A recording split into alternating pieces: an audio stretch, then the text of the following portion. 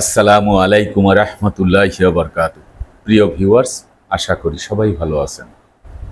আজকে যে বিষয় নিয়ে আলোচনা করব সে বিষয় হচ্ছে দাগে দাগে সম্পত্তি ক্রয় করেছেন, এক দাগে ভোগ দখলে আছেন। এখন ওই যেই দাগে ভোগ দখলে আছেন সেই দাগে 5 দাগের সম্পত্তি ওই এক দাগে নামজারি করা যাবে কিনা, এই বিষয়টি নিয়ে বিস্তারিতভাবে আলোচনা করব। তাই ভিডিও না টেনে সম্পূর্ণ ভিডিও দেখার জন্য অনুরোধ রইল। আর ভিডিও দেখার পরে যদি ভালো লাগে, মন চায়, তাহলে লাইক, কমেন্ট, শেয়ার করবেন। আর চ্যানেলটি ভালো লাগলে, আমাদের পরিবারের সদস্য হতে চাইলে চ্যানেলটি সাবস্ক্রাইব করে পাশে থাকা বেল বাটনটি অন করে দিয়ে আমাদের সাথেই থাকুন। প্রিয় ভিউয়ার্স, আমরা উদাহরণস্বরূপ যদি বলি যে রহিম সাহেব 5টি দাগ থেকে সম্পত্তি ক্রয় করেছে, তো 5টি দাগ 1201 দাগ, 1202 দাগ, 1203 দাগ, 1204 দাগ, 1205 দাগ, এই 5টি দাগের কাতে 2% করে মোট 10% সম্পত্তি ক্রয় করেছেন। দাতা তিনি এই 5 দাগ থেকেই তাকে 2% সম্পত্তি বিক্রয় করেছেন। দাতার এই 5টি দাগে আরও সম্পত্তি আছে এবং দাতার নামে যে সম্পত্তি ছিল সকল সম্পত্তি দাতার নামে নামজারি করা আছে, তার নামে রেকর্ড খতিয়ান আছে, তার দলিল আছে, সব কিছু পরিপাটিভাবে আছে। তিনি একজন বৈধ মালিক। সমস্যা কোথায়? সমস্যা হচ্ছে তিনি প্রত্যেক দাগ থেকে 2% করে সম্পত্তি বিক্রি করেছেন। ভালো যে দাগ, যে জমিটা উঁচু, ভালো উচ্চমানের, সেখান থেকেও 2% সম্পত্তি বিক্রয় করেছেন। আবার নিম্নমানের যে সম্পত্তি বা যে জমি, সেই সম্পত্তি থেকেও তিনি 2% সম্পত্তি ক্রয় করেছেন। এখন দাতার ছলচাতুরির কারণে, তার চতুরতার কারণে তিনি এই সম্পত্তি বিক্রয় করার জন্য তিনি কি করছেন, গ্রহীতাকে একটি সুযোগ দিয়েছেন। সেই সুযোগটা কি, যে প্রত্যেক দাগে দাগে সম্পত্তি ক্রয় করার পরে তিনি এক দাগে ভোগ দখল দিয়েছেন। এখন এই যে এক দাগে ভোগ দখল দিল, এই ভোগ দখল দেওয়ার পরে একটি চৌহদ দিয়ে আসছে, দলিলে তফসিলে বর্ণিত যা লেখার পরে শেষের পৃষ্ঠে একটি যে চৌহদ্দি দেওয়া থাকে, সেই চৌহদ্দি জমির দৈর্ঘ্য প্রস্থ দিয়ে তিনি সেখানে লিখে দিয়েছেন যে উত্তরে যে ব্যক্তি তার নাম, দক্ষিণে যে ব্যক্তি তার নাম, পূর্ব পশ্চিমে যারা আছে তাদের নাম, কোনো বস্তু থাকলে সেটা লিখে দেওয়া হয়েছে। কিন্তু এই যে 1201 দাগে যদি দখল দিয়ে থাকে 10% জমি, কিন্তু 1201 দাগে তো তিনি 10% জমি বিক্রি করেন নাই, তিনি ওই দাগে বিক্রি করেছেন মাত্র 2%। আর বাকি আরও 4টা দাগ, সেই দাগে 2% করে। তাহলে দলিলে যেটা উল্লেখ করা আছে প্রত্যেক দাগে 2% করে। আজকের বিষয় হচ্ছে এই যে চৌহদ্দি দিয়ে এক দাগে 10% জমি তাকে ভোগ দখলে দেওয়া হলো, এখন গ্রহীতা এই 10% জমি 1201 দাগ, অর্থাৎ যেখানে তিনি দখলে আছেন সেইটা তিনি তার নামে নামজারি করতে পারবেন কি? দেখুন, নামজারির আবেদন যখন করা হয়, আমরা জানি যে এই নামজারির আবেদন করার সাথে সাথে সহকারী কমিশনার ভূমি যিনি এসিলেন, তিনি নায়েব সাহেব অর্থাৎ তহসিলদারকে আর সার্ভেয়ারকে একটি দায়িত্ব দিয়ে থাকেন।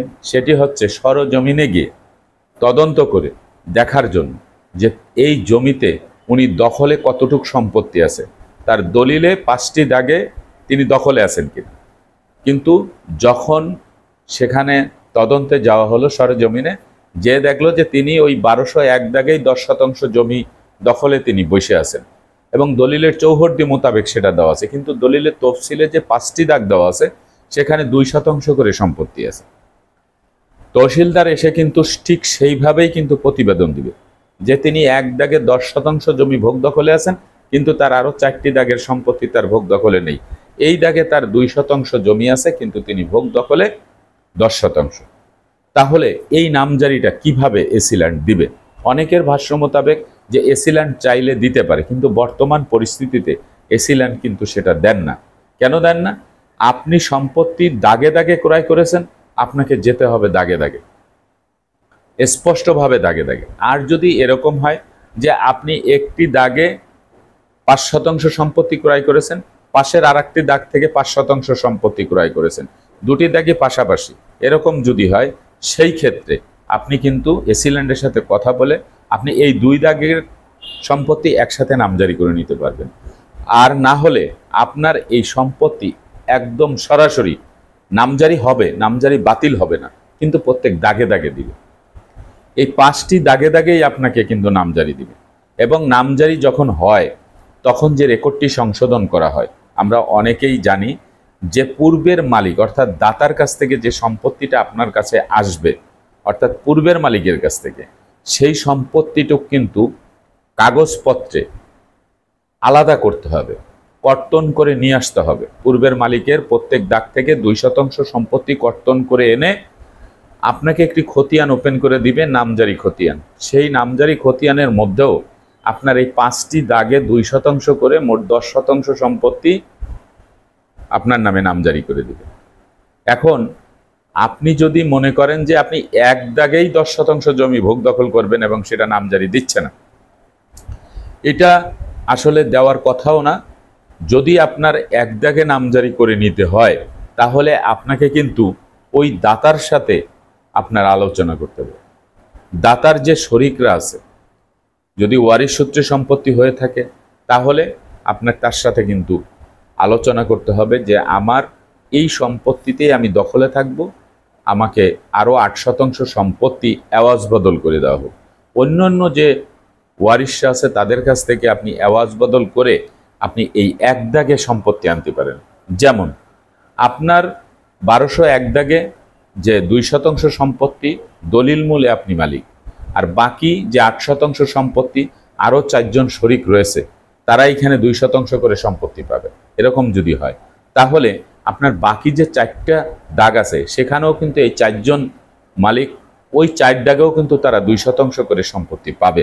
ওই সকল মালিকদের কাছ থেকে যদি আপনি এওয়াজ বদল করে নিতে পারেন তাহলেই কিন্তু আপনি এখানে একদম আইনগত দিক থেকে শুদ্ধভাবে আপনি এখানে নামজারি করে নিতে পারবেন। তবে এওয়াজ বদল দলিল কিন্তু আপনাকে সাবমিট করতে হবে, উপস্থাপন করতে হবে, নতুবা আপনার এসিল্যান্ড বর্তমান সময়ে এই নামজারিটি কখনোই দিবে না।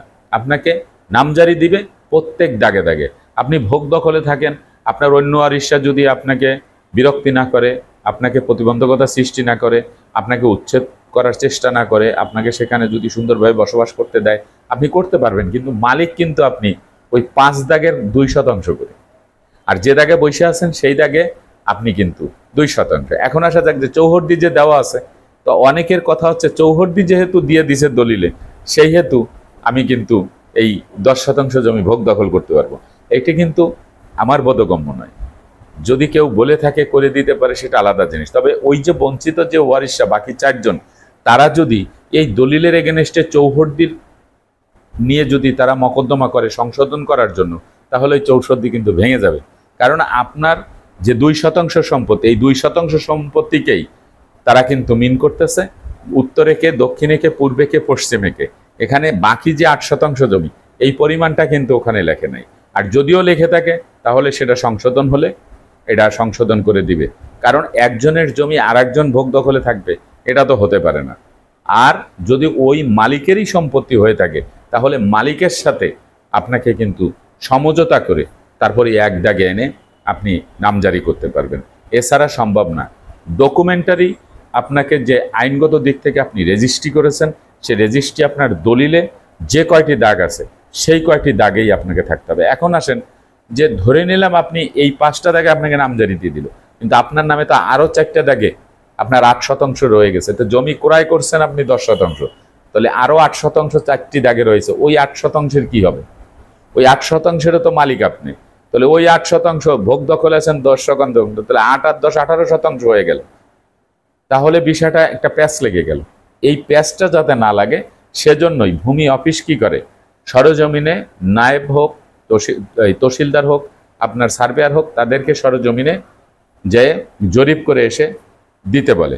আমাদের সমাজে অনেকে আছে যে জরিপ করে সরজমিনে না গিয়েই মুখে বলে দেয়, আছে। কিন্তু বাস্তবে যদি কোনো বঞ্চিত ওয়ারিশ মকদ্দমা করে আদালত হয়, তাহলে আদালতের ডিগ্রি চলে আসবে আপনার নামে 2%, এর বেশি আপনি পাবেন না। এই জন্য সম্পত্তি ক্রয় করার সময় বুঝে শুনে ক্রয় করতে হবে। আশা করি এই বিষয়টি বুঝতে পেরেছেন। দাগে দাগে সম্পত্তি ক্রয় করলে আপনি দাগে দাগেই সম্পত্তির মালিক, কারণ দলিল মূলেই তো আপনি মালিক। দলিলে যা লেখা থাকবে সেই মূলেই তো আপনাকে ভোগ দখল করতে হবে।